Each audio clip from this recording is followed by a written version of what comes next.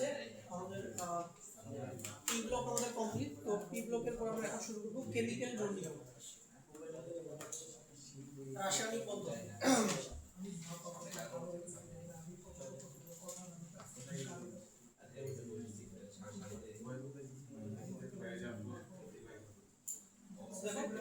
তো রাসায়নিক বন্ধন সম্পর্কে আমাদের মোটামুটি 9 থেকেই অল্প কিছু ধারণা আছে, কিন্তু ইন্টারমিডিয়েটে আমাদেরকে রাসায়নিক বন্ধন বেশ বিস্তারিতভাবে করতে হবে।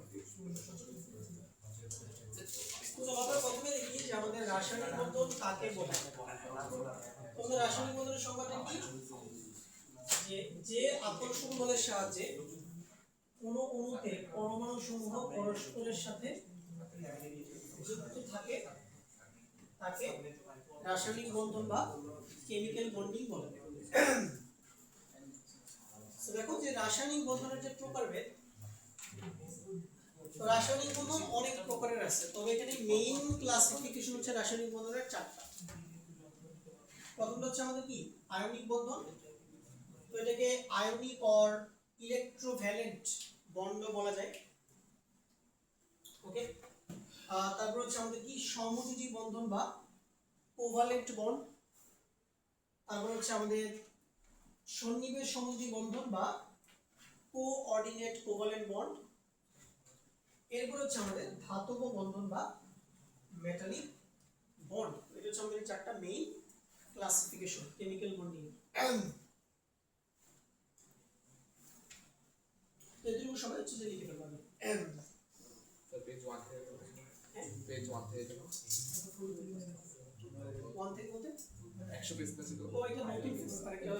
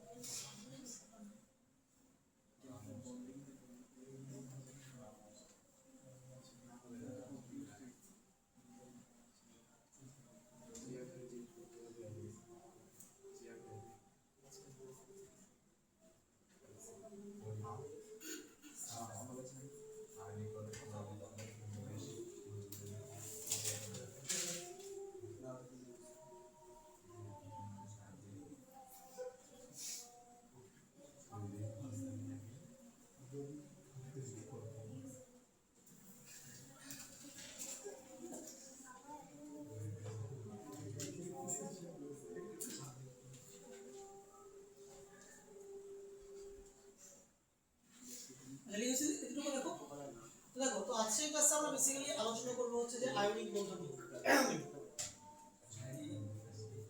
সো দেখো, আয়নিক বন্ধনে যাওয়ার আগে আমরা একটু দেখি যে রাসায়নিক বন্ধন গঠনের পিছনে কি কি কারণগুলো ইনভলভ আছে।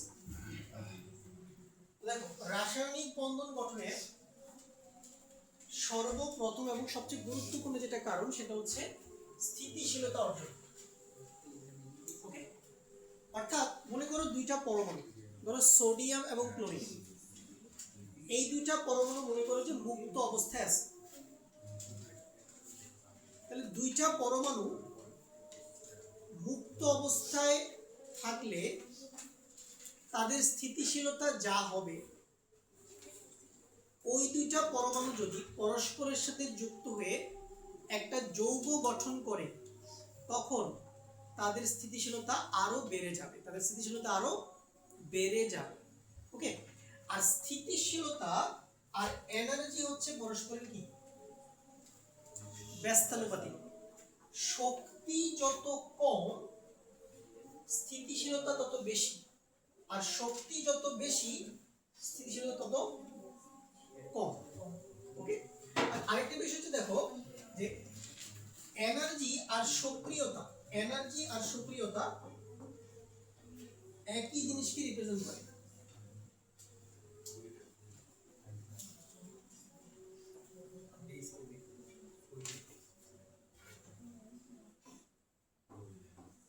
তার মানে এনার্জি যত বেশি, এনার্জি যত বেশি সক্রিয়তা তত বেশি, এনার্জি যত কম সক্রিয়তা তত কম, আর এনার্জি যত কম, এনার্জি যত কম স্থিতিশীলতা তত বেশি, আর এনার্জি যত বেশি স্থিতিশীলতা তত কম। আর স্থিতিশীলতার আরেকটা ওয়ার্ড তোমার আলটারনেটিভ ওয়ার্ড হচ্ছে স্টেবিলিটি বা কি স্থায়িত্ব। ওকে, আচ্ছা, তাহলে প্রথম কারণটা আমরা বুঝলাম। দুই নম্বর কারণটা হচ্ছে নিষ্ক্রিয় মৌলসমূহের ইলেকট্রন বিন্যাস লাভের প্রবণতা। এটা আমরা সবাই 9 10 থেকে জানি যে আমাদের পুরো পর্যায় সারণীতে সবচেয়ে বেশি নিষ্ক্রিয় মৌলগুলো কি? হিলিয়াম, নিয়ন, আর্গন, ক্রিপ্টন, জ্যানন, রেডন। বাকি মৌলগুলোও এই নিষ্ক্রিয় মৌলগুলোর ইলেকট্রন বিন্যাস অর্জন করতে চায় যাতে করে সে অধিক স্থিতিশীলতা অর্জন করতে সক্ষম হয়। ওকে, আর 3 নাম্বারটা কি বলতো? এনার্জি কমানো, এনার্জি কমানো। কারণ দেখো তুমি এনার্জি যত কমাইতে পারবা, এনার্জি যত কমাইতে পারবা তুমি স্টেবিলিটি তত বাড়াইতে পারবা। লেটস সে তোমাকে একটা উদাহরণ দেই। মনে করো যে তুমি এই মুহূর্তে কোনো কারণে অনেক বেশি এক্সাইটেড হয়ে গেছো, তোমার শরীরে প্রচুর পরিমাণে শক্তি চলে আসছে। ওকে, তাহলে বলো তো তোমার স্টেবিলিটি কম নাকি বেশি? তুমি নিজে লজিক্যালি বলো। তুমি যদি অনেক বেশি এক্সাইটেড হয়ে যাও, তোমার বডিতে যদি অনেক বেশি এনার্জি চলে আসে, তোমার স্টেবিলিটি কমে গেল না? এখন ধরো তুমি কি করলা, তুমি একটা জায়গায় যা বসলা, বসে মনে করো চাটা খাইলা, ঠান্ডা মাথায় চিন্তা ভাবনা করলা, ঠিক আছে? আস্তে আস্তে তোমার শরীরে কি কমে আসবে? শক্তি কমে আসবে, এনার্জি কমে আসবে, এবং তুমি ধীরে ধীরে কি স্টেবিলিটির দিকে অগ্রসর হবে। ইচ এন্ড এভরি মৌল, পটেনশিয়ালিটি ইচ এন্ড এভরি মৌল চায় যে ওভারঅল এনার্জি কি করতে, ডিক্রিজ করতে, তবে সে এক্সট্রা স্টেবিলিটি গেইন করতে পারে। ওকে, আচ্ছা, সো এইটা আমরা বুঝে ফেললাম। সো এখন এইটুকু তোমরা লিখে ফেলো, এই জিনিসগুলো তুমি একটু লিখে ফেলো খাতায়। রাসায়নিক বন্ধন গঠনের কারণ।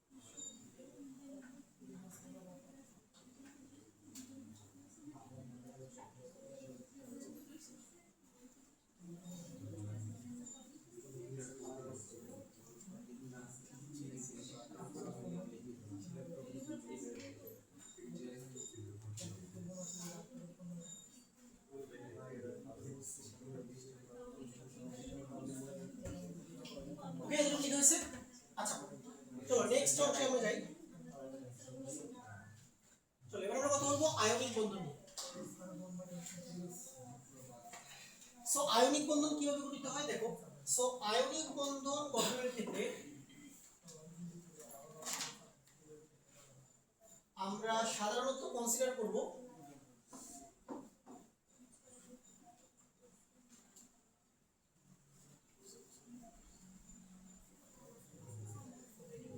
একটা ধাতু আর একটা কি অধাতু। Okay? কিন্তু এটা আসলে সবসময়ের জন্য সত্য না। ওকে, ধাতু অধাতুর কম্বিনেশন না হইলেও আয়নিক বন্ধন গঠিত হইতে পারে, এটা আমরা কিছুক্ষণ পরেই দেখব।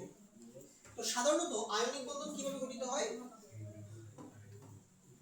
ইলেকট্রন কি আদান প্রদানের মাধ্যমে গঠিত হয়। তাহলে একটি পরমাণু ইলেকট্রন সম্পূর্ণরূপে দিয়ে দিবে আর আরেকটি পরমাণু ইলেকট্রন সম্পূর্ণরূপে গ্রহণ করবে। তাহলে একটি পরমাণু ইলেকট্রন দিবে আর ইলেকট্রন দান করলে কি গঠিত হবে? ইলেকট্রন দান করলে ক্যাটায়ন গঠিত হবে। আর অপর পরমাণু ইলেকট্রন গ্রহণ করবে, তাহলে ইলেকট্রন গ্রহণ করলে অ্যানায়ন গঠিত হবে। এক্সাম্পল যেমন ধরো সোডিয়াম ফ্লোরাইড। এখানে দেখো সোডিয়াম হচ্ছে ধাতু, ফ্লোরিন হচ্ছে অধাতু। তাহলে সোডিয়াম পরমাণু একটা ইলেকট্রন বর্জন করে কোথায় গেল? সোডিয়াম প্লাস আয়নে কনভার্ট হলো। ফ্লোরিন পরমাণু একটা ইলেকট্রন গ্রহণ করে কি F মাইনাস আয়নে কনভার্ট হলো। দেন কি হবে? এই সোডিয়াম প্লাস এবং এই যে F মাইনাস আছে, এই দুইটা আয়নের মধ্যে একটা স্থির বৈদ্যুতিক আকর্ষণ বল কাজ করবে। ওকে, তাহলে ওই স্থির বৈদ্যুতিক আকর্ষণ বলের মাধ্যমে কি সোডিয়াম ফ্লোরাইড আয়নিক যৌগটা গঠিত হবে। সিমিলারলি তুমি যদি ক্যালসিয়াম ক্লোরাইডের কথা চিন্তা করো, তাহলে ক্যালসিয়াম পরমাণু দুইটা ইলেকট্রন বর্জন করে কি ক্যালসিয়াম 2+ আয়নে কনভার্ট হলো। আর দুইটা ক্লোরিন পরমাণু দুইটা ইলেকট্রন গ্রহণ করে দুইটা Cl- আয়নে কনভার্ট হলো। দেন এই পজিটিভ আয়ন এবং নেগেটিভ আয়নের মধ্যে কি আছে? একটা অ্যাট্রাকশন হবে এবং তার মাধ্যমে এই ক্যালসিয়াম ক্লোরাইড যৌগটা গঠিত হবে। ওকে, এখন ধরো 9 10 তুমি হচ্ছে যে অনেক সুন্দর করে লিখতে জিনিসগুলো হচ্ছে কক্ষপথে এঁকে এঁকে না, সো এইগুলো এখন কিচ্ছু দরকার নাই, তুমি ডিরেক্টলি এইভাবে লিখে দিবা। ঠিক আছে, এগুলো হলো এই পেজ।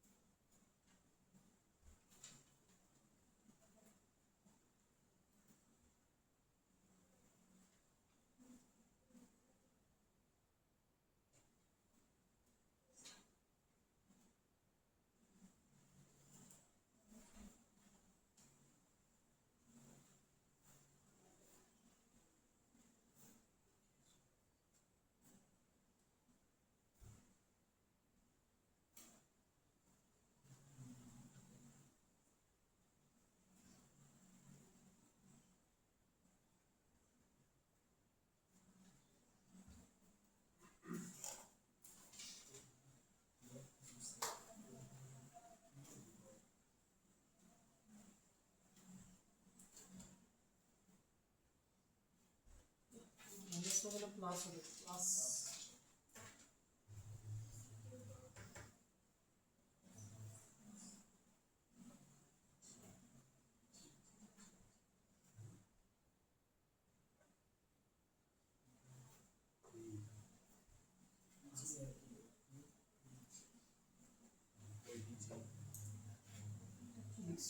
হয়েছে 2 প্লাস 2 মাইনাস দুইটা ক্লোরিন মিলে দুইটা মাইনাস।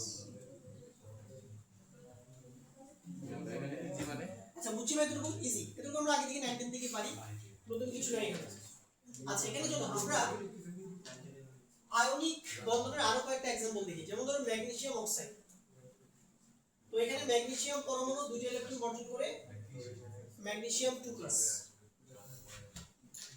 আর অক্সিজেন পরমাণু দুটো ইলেকট্রন গ্রহণ করে অক্সিজেন 2 মাইনাস, দেন প্লাস মাইনাস আকর্ষণ হবে, ম্যাগনেসিয়াম অক্সাইড গঠিত হবে। এবার ধরো এখানে আছে সোডিয়াম হাইড্রোক্সাইড, দেখো সোডিয়াম হাইড্রোক্সাইড আছে, তাহলে সোডিয়াম হাইড্রোক্সাইড কি ব্রেক করলে কি পাওয়া যায়?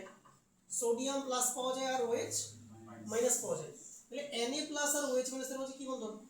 আয়নিক বন্ধন। মানে প্লাস মাইনাস হলি আয়নিক বন্ধন, মানে এটা ধাতু হইতে হবে অধাতু হইতে হবে এমন কোনো কথা নেই, পজিটিভ নেগেটিভ দেখলেই বুঝবো এটা আয়নিক বন্ধন। ওকে, এরপরে ধরো পটাশিয়াম নাইট্রেট, তাহলে এখানে কি হবে? K প্লাস আর NO3 কি মাইনাস, তাহলে প্লাস মাইনাস আয়নিক বন্ধন। পটাশিয়াম সায়ানাইড অত্যন্ত বিষাক্ত বিষ, এটা তুমি জাস্ট এটা খাইতেও হবে না, তুমি কি নাকের কাছে নিবা তুমি জান্নাতে, ঠিক আছে? নাকের কাছে নিবা সোজা জান্নাতে চলে যাবে। হ্যাঁ, জাহান্নাম বললাম না আর কি, আমরা যে পরিমাণ পাপ করি জান্নাতে তো মনে করো যে যাওয়া মুশকিল হয়ে যাবে, সবাই অ্যাকচুয়ালি জাহান্নামই হবে বেশিরভাগ মানুষজন, ঠিক আছে? জাহান্নাম বলে যদি বলে না, হ্যাঁ মনে করো তুমি একটা খাতা নিছো এরকম, হ্যাঁ খাতা নিছো, খাতা ধরো এই পুরো খাতার উপরে যদি পটাশিয়াম সায়ানাইডের লেয়ার দিয়ে দেওয়া হয়, তুমি যদি কোনো কারণে খাতার একটু কাছাকাছি তোমার নাকটা নিছো, ঠিক আছে, একদম দেখা যাবে 2-3 সেকেন্ডের মধ্যে মারা যাবে, এত ডেঞ্জারাস একটা বিষ এটা পটাশিয়াম সায়ানাইড। তাহলে এটাকে ভাঙলে কি পাওয়া যাচ্ছে? দেখো এটাকে ভাঙলে পাওয়া যাচ্ছে K পজিটিভ আর Cl নেগেটিভ, তাহলে প্লাস মাইনাস তাহলে কি বলতো? আয়নিক বন্ধন। এই দেখো অ্যামোনিয়াম ক্লোরাইডটা দেখো, অ্যামোনিয়াম ক্লোরাইডকে ভাঙলে কি পাওয়া যায়? NH4 পজিটিভ আর Cl নেগেটিভ। দেখো এখানে কিন্তু কোনো ধাতু নাই, আছে নাইট্রোজেন অধাতু, হাইড্রোজেন অধাতু, ক্লোরিন অধাতু, সবই অধাতু, তারপরে কিন্তু এখানে আয়নিক বন্ধন আছে। তাহলে আয়নিক বন্ধন হওয়ার জন্য ধাতু থাকাটা ম্যান্ডেটরি না, ঠিক আছে? ম্যান্ডেটরি না। তাহলে এখানে NH4 Cl তাহলে KBF4 পটাশিয়াম BF4 ওকে, HCN দেখো HCN দেখো কোনো ধাতু আছে এখানে নাই, হাইড্রোজেন কার্বন নাইট্রোজেন সবগুলো অধাতু, কিন্তু তারপর এখানে H+ আছে Cl- আছে, আয়নিক বন্ধন আছে। HCl H+ Cl- কি বন্ধন এগুলো? আয়নিক। তাহলে আমরা আসলে বুঝতে পারলাম যে পজিটিভ নেগেটিভ দেখলে চোখ বন্ধ করে এটাকে আয়নিক বন্ধন ধরো। কোনটা? KBF4 এটার নাম হচ্ছে পটাশিয়াম ফ্লুরোবোরেট, KBF। কোনটা এটা? এটা মূলত ফ্লুরোবোরেট আয়ন, সেগুলোর নাম জানাটা খুব বেশি জরুরি না কেন তোমার জন্য। এই পেজ তুলে ফেলো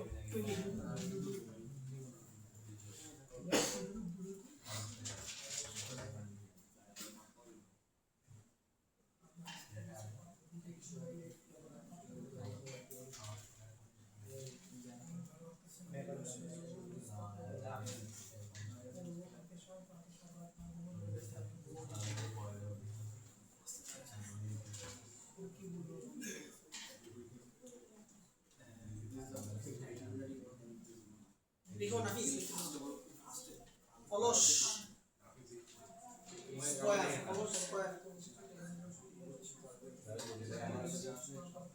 সবসময় করো ভাই, তোমাদের আর কোনো মোটিভেশন নেই, খুবই আনসিরিয়াস নিজের ভবিষ্যৎ নিয়ে। দেখো এখানে এলাকা থেকে মেডিকেলে চান্স পেয়েছে আমাদের 2-3 জন, হ্যাঁ তোমাদের তো একই দশাই হবে তোমরা যদি এভাবে চলতে থাকো। কোনটা? আনফরচুনেটলি কয়েকজনের উপর ভরসা রাখছিলাম, মানে 2-3 জন একদম কনফার্ম চান্স পাওয়ার মতো ছিল, হ্যাঁ এমন না যে ওরা পড়াশোনা করে এরকম, প্রচুর পরিশ্রম করছে, কষ্ট করছে অনেক, কিন্তু লাস্ট পর্যন্ত তারা সার্ভাইভ করতে পারে নাই, এটা হতাশাজনক।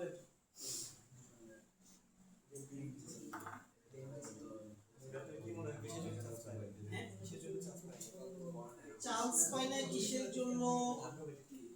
কাটমার্ক একটু বেশি ছিল তো, 74.75 ছিল, কিন্তু কাটমার্ক হলো মানে যে প্রশ্ন হয়েছে এখানে তুমি যদি পড়াশোনা করো 80 তো পাওয়াই যায়, 77-78 হলেও তো পাওয়া যাওয়ার কথা, হিসেবে মানে ভালো মেডিকেল নাও মোটামুটি একটা মেডিকেলেও তো চান্স পাওয়ার কথা। তোমরা একটু সতর্ক হও, না হলে কিন্তু তোমাদেরও সেম পরিণতি আর 2 বছর পরে হবে। তখন হাউ চাষ করে কোনো লাভ হবে না, কোন না থাকলে কোনো লাভ নাই। ঠিক আছে, মেডিকেলের প্রিপারেশনে ভার্সিটি কেমন হয়? না দেখো মেডিকেল প্রস্তুতি নেওয়ার সবচেয়ে বড় ডিসঅ্যাডভান্টেজ হচ্ছে যারা মেডিকেলের প্রস্তুতি নেয় এরা কিন্তু অঙ্ক করার সময় পায় না। ভার্সিটি আর ইঞ্জিনিয়ারিং এ ম্যাথ লাগে, আর যারা মেডিকেলে চান্স পায় তাদের বেশিরভাগই অঙ্ক খুব একটা ভালো পারে না, পড়ে না, খুব একটা অঙ্ক করা হয় না, কোচিং গুলো অঙ্ককে তেমন একটা গুরুত্ব দেয় না। তো এই জন্য দেখা যায় যে তুমি তারা যখন ভার্সিটিতে যায় তখন তারা অঙ্ক দাগাইতে পারে না ঠিক মতো, যার জন্য আর ঠিক না। ইঞ্জিনিয়ারিং এ তো বায়োলজি নেই, তারপর ওরা দেখি ভার্সিটিগুলো টপ করে। এটার কারণ একটা বলি, এটার কারণ হচ্ছে বায়োলজি কম বেশি সবাই পড়ে। বেশি বেশি হ্যাঁ মানে যারা ইঞ্জিনিয়ারিং করছে, যেমন আমার কথা বলি, আমি তো ইঞ্জিনিয়ারিং অ্যাসপিরেন্ট ছিলাম, কিন্তু আমি বায়োলজি অত্যন্ত ভালো পারতাম, প্রচুর বায়োলজি করছি। ঠিক আছে, আমার এমন মনে আছে আমি এইচএসসি পরীক্ষার আগে টানা 10 দিন বোটানি পড়ছি, টানা 10 দিন বোটানি পড়ছি, টানা 10 দিন মিনারোলজি পড়ছি। ওই 10 দিনে আমি অন্য কোনো বইয়ের টাচই করিনি, ফিজিক্স বইয়ের টাচই করিনি, কেমিস্ট্রি টাচই করিনি। টানা 10 দিন একদম এক টানা দিনে 16-17 ঘন্টা করে আমি বোটানি জুলজি পড়ছি। ঠিক আছে, একদম ঠাড়া সব মুখস্থ, কিছু বুঝি না বুঝি ঠাড়া মুখস্থ করে বুঝি সব। আমার কিন্তু বায়োলজি প্রিপারেশন ভালো ছিল, এবং আমি ঢাকা বিশ্ববিদ্যালয়ে ভর্তি পরীক্ষা বায়োলজি দেখাইছি, এবং আমার 20টা হয়েছে, আমি 21টা দেখাইছিলাম, আমার 20টা হয়েছে, আমার হয়ে গেছে চান্স। ঠিক আছে, হ্যাঁ পাইছিলাম, ভর্তি হয়নি, এটা ভর্তি হয়েছিলাম, পরে কাগজপত্রটা তুলে নিছি। প্রথমে আমি ম্যাথ পাইছিলাম, পিওর ম্যাথমেটিক্স।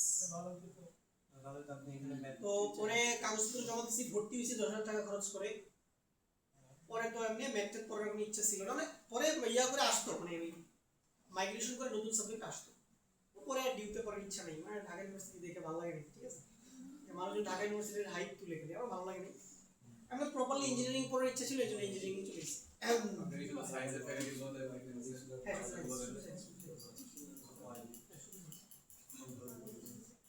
ইঞ্জিনিয়ারিং যারা বুঝবে এরা মেডিকেলে চান্স পায় কেন? এই যে এদের তো ফিজিক্স প্রস্তুতি ভালো থাকে, কেমিস্ট্রি প্রস্তুতি ভালো থাকে, এরা ইংরেজি মোটামুটি পারে, ঠিক আছে, জেনারেল নলেজ তো সবাই কম বেশি পারে। ঠিক আছে, ওই এরা হচ্ছে ওই বায়োলজিতে যদি সে কোনোভাবে 30-এর মধ্যে 20-22 পেয়ে যায় কোনোভাবে, দেখো এই বছর প্রশ্ন সহজ আছে না, তাহলে ইজিলি কিন্তু যে কেউ যদি বায়োলজি মোটামুটি 2টা বই তার পড়া থাকে সে কিন্তু 20-22 ইজিলি পাবে, পাবে কিনা 30 পাবে না হয়তো, বা 20-22 তো আরামসে পাবে। তো এনাফ বায়োলজিতে 20 থেকে 22 তুলতে পারলে তুমি আরামসে মেডিকেলে চান্স পাবে, যদি তোমার ফিজিক্স কেমিস্ট্রি ইংলিশগুলো হয় ঠিকঠাক মতো। তো এই জন্য ইঞ্জিনিয়ারিং অ্যাসপিরেন্টরা চান্স পেয়ে যায়, কিন্তু মেডিকেল অ্যাসপিরেন্টরা জীবনে ইঞ্জিনিয়ারিং এ চান্স পাবে না, অসম্ভব। মানে ইঞ্জিনিয়ারিং এর যে ফিজিক্স ম্যাথ এগুলো তুমি প্রপার প্রস্তুতি না থাকলে অসম্ভব পারা, ফিজিক্স কেমিস্ট্রি প্রপারলি প্রিপারেশন নিয়ে পরীক্ষা হয়ে যায়। আর আরেকটা বড় সমস্যা হচ্ছে নেগেটিভ মার্কিং। হ্যাঁ, যেমন তোমরা অনেকেই নেগেটিভ মার্কিং এর সাথে ইউজ করো, এটা এই ইন্টারমিডিয়েট লাইফ থেকে নেগেটিভে ইউজ হওয়া উচিত, প্রত্যেকটা কলেজে নেগেটিভ মার্কিং ইন্ট্রোডিউস করা উচিত। ঠিক আছে, তাইলে যেটা হবে, তাহলে তোমার ওই যে যেগুলো তুমি পারো না, এখন তোমার কি হয়, তুমি যেগুলো পারো না ওগুলো আন্দাজে দেখাই দিয়ে আসো, এই সবটা তোমার মধ্যে থাকে, হইলে হইলো না হইলে নাই, আন্দাজে দেখাই দিই। কিন্তু ভর্তি পরীক্ষা কিন্তু এই কাজ করলে সর্বনাশ, ওইখানে তোমার লাগবে একুরেসি, যে কোটা দেখাবো ওই কোটা হইতে হবে। ওকে, ধরো যেই ছেলেটা এই মেডিকেল পরীক্ষা মনে করো কাটমার কত 74.2 পাচ্ছে, যে ছেলেটা 74 পেয়েছে ওর কথা তুমি চিন্তা করো, কত কষ্টে বুক ফেটে যাচ্ছে, ও চিন্তা করতেছে ইস যদি আরেকটা এমসিকিউ কম দেখাইতাম তাহলে আমার 0.25 এক্সট্রা পাইতো, ওটা কাটা যেত না, ওর কিন্তু চান্স হয়ে যেত মেডিকেল। বুঝতে পারছো? তো এই জন্য তোমাদের এই জন্য এমসিকিউ দাঁড়ানোর ক্ষেত্রে এখন তো কিছু করে না, এখন তো কলেজে মেডিকেল নেগেটিভ নাই, তুমি সবই দেখাই দিয়ে আসবা। ঠিক আছে, কিন্তু ইন জেনারেল হচ্ছে যে চেষ্টা করবা কি মানে একুরেসি বাড়ানো। ঠিক আছে, এরকম। ওকে, না পারলে স্কিপ, না পারলে স্কিপ, মানে এটা দেখানো যাবে না, ভুল দেখানো যাবে না। আচ্ছা, তাহলে এতটুকু ভাই বুঝছি, প্লাস মাইনাস থাকলে কি বন্ধ, আয়নিক বন্ড ক্লিয়ার। চলো এবার আমরা করব আয়নিক বন্ধন গঠনের শর্ত। আচ্ছা, অর্থাৎ কি কি শর্ত পালন করলে দুটি মৌল আসলে আয়নিক বন্ধন গঠন করতে পারবে। নাম্বার 1, ধাতুর আয়নীকরণ শক্তি কম হতে হবে।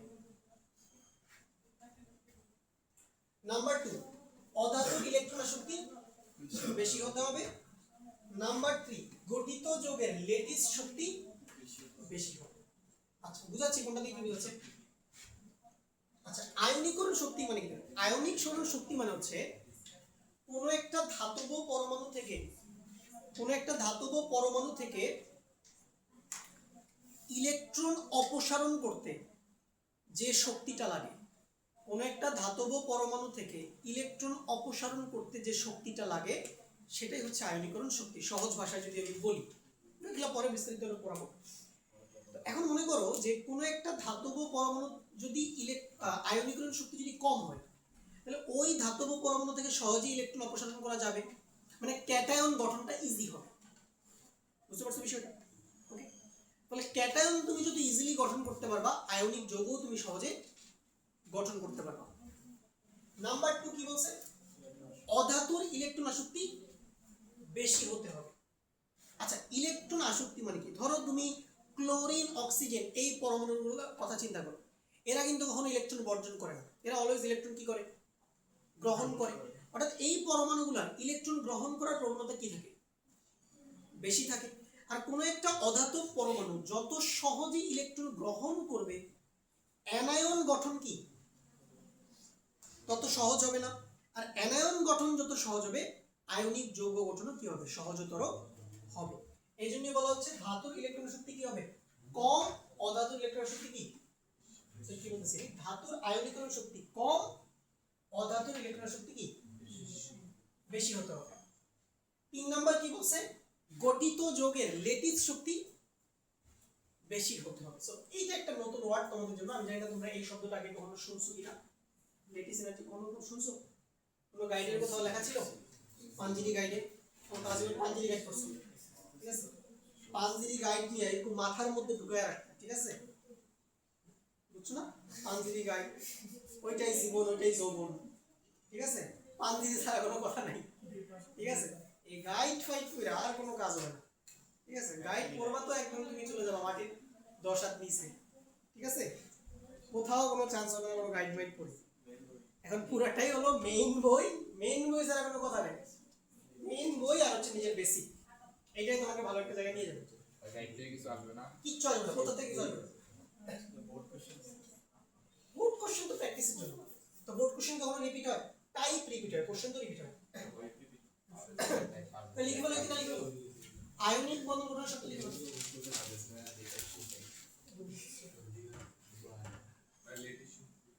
হ্যাঁ এটাই ডিটেইলসে পড়াবো আছে, এই শক্তি বিষয়টা।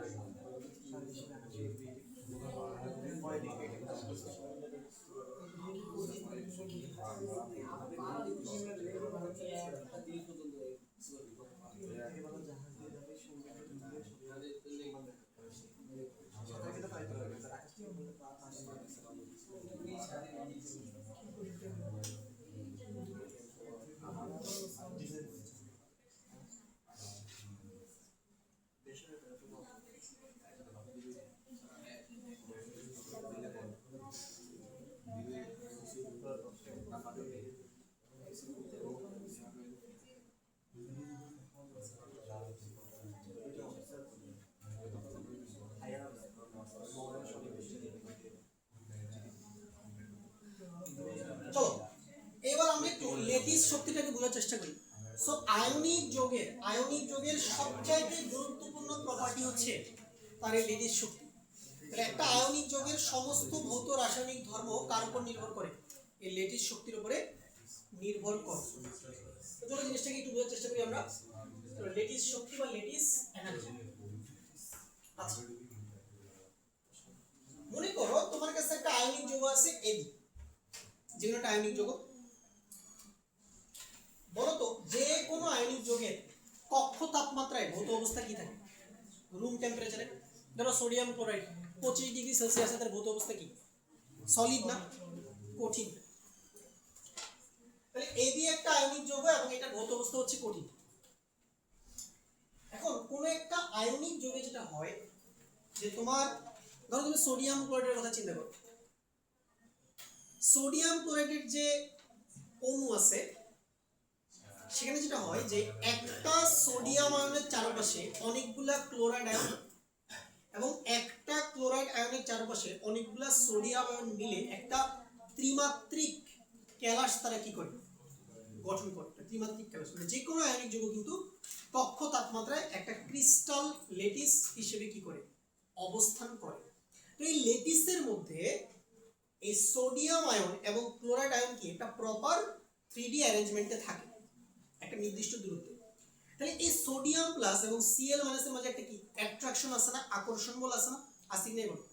তো আকর্ষণ না থাকলে কি এরা তো কাছাকাছি থাকতো না, আকর্ষণ আসি বিধায় এরা হচ্ছে কাছাকাছি আছে।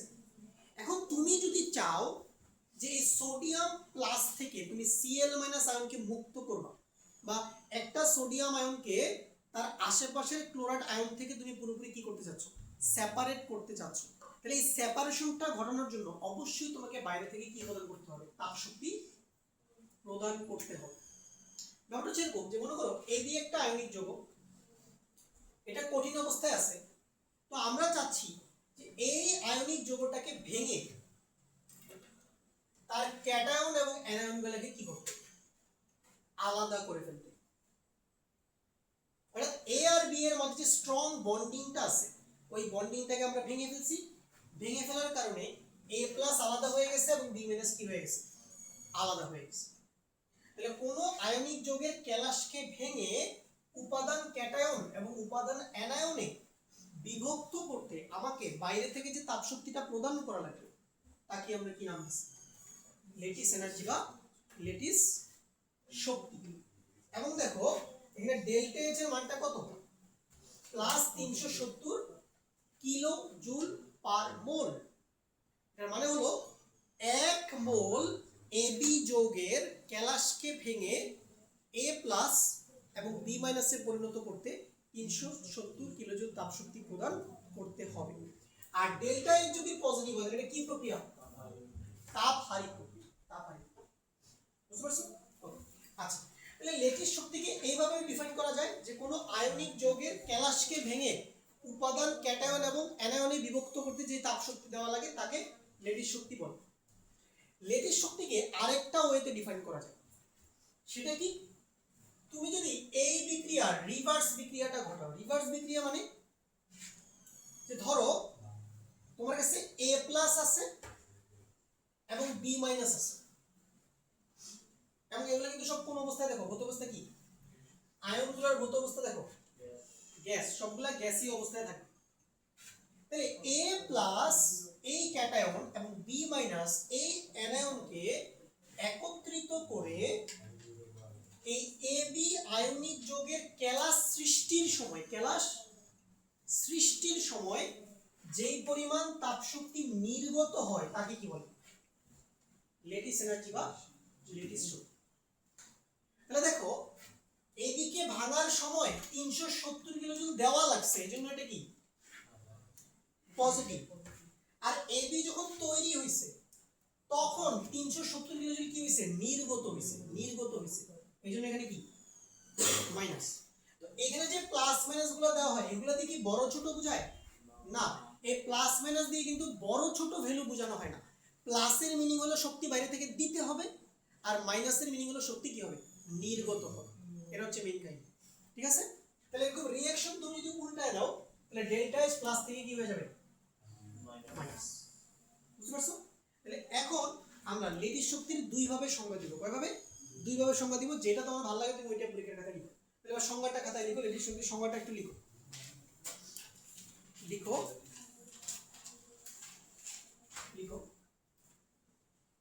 এক মোল কোনো কঠিন আয়নিক যৌগের, এক মোল কোনো কঠিন আয়নিক যৌগের, এক মোল কোনো কঠিন আয়নিক যৌগের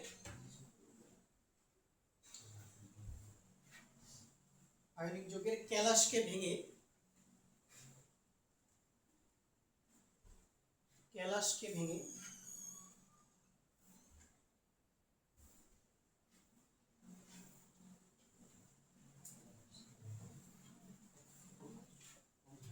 এক মোল কোনো কঠিন আয়নিক যৌগের ক্যালাসকে ভেঙে তার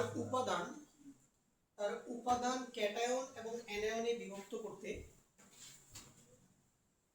তার উপাদান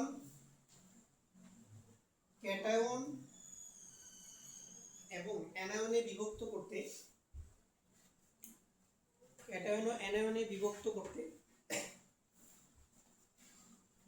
যে পরিমাণ তাপশক্তি প্রয়োজন হয়,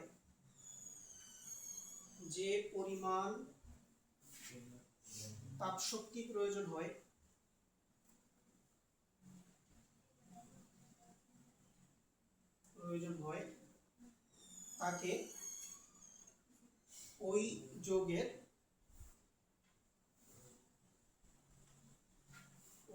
লেটিস শক্তি বলা হয়।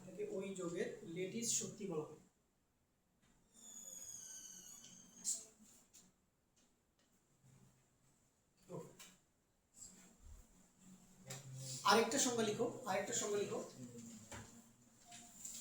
পরস্পর থেকে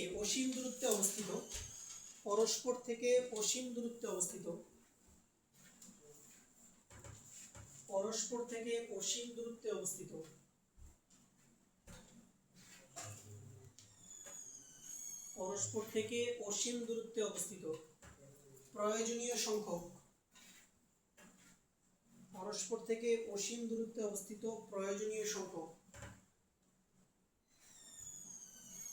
ধনাত্মক ও ঋণাত্মক আয়নকে একত্রিত করে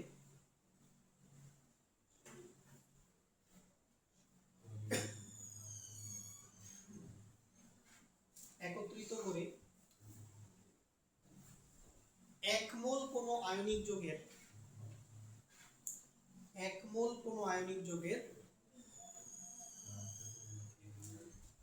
পরস্পরতে অসীম দূরত্বে অবস্থিত প্রয়োজনীয় সংখ্যক ধনাত্মক ঋণাত্মক আয়নকে একত্রিত করে এক মোল কোনো আয়নিক যৌগের কঠিন ক্যালাস সৃষ্টির সময়,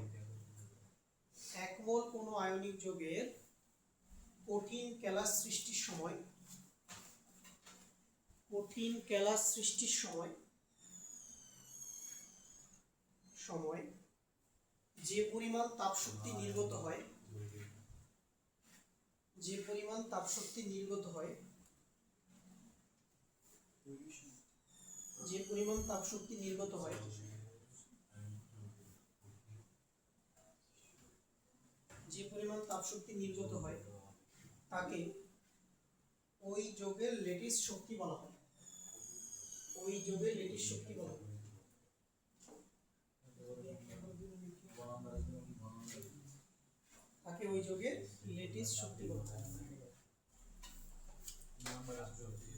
তাহলে এই হচ্ছে আমাদের লেটিস শক্তির সংজ্ঞা। তুমি দুইভাবে সংজ্ঞাটা লিখতে পারো, ঠিক আছে? আচ্ছা, তো ঠিক আছে, আজকে তুমি আগামী ক্লাসে আমাদের লেটিস শক্তি নিয়ে বিস্তারিত আলোচনা হবে।